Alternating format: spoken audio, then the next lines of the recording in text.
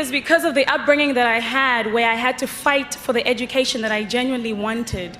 As cheap as $70 a year, I worked my ass off.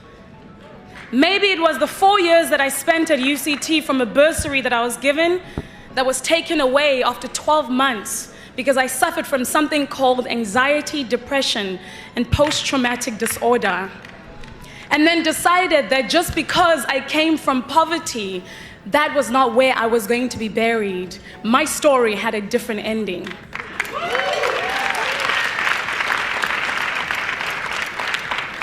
Or perhaps you consider the woman who was then catapulted from failure into becoming a little starlet in a little country called South Africa, all the way down south. And she decided, just because that I was a failure and I decided that my story was going to have a different ending, in 2 years, found her baby sister who had suffered from depression and anxiety in the garden of her home, who had taken her life behind a tree. Maybe those tragedies decided that my ending would be different. But then it was beyond that. It was saying beyond me, because there's not one of me.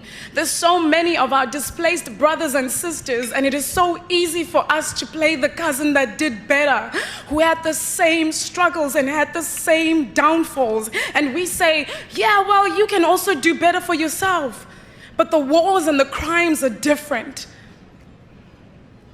And so let us not be the cousins and the siblings that did better.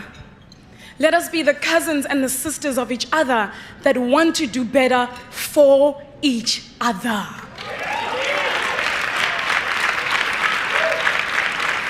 So this room is not only a celebration.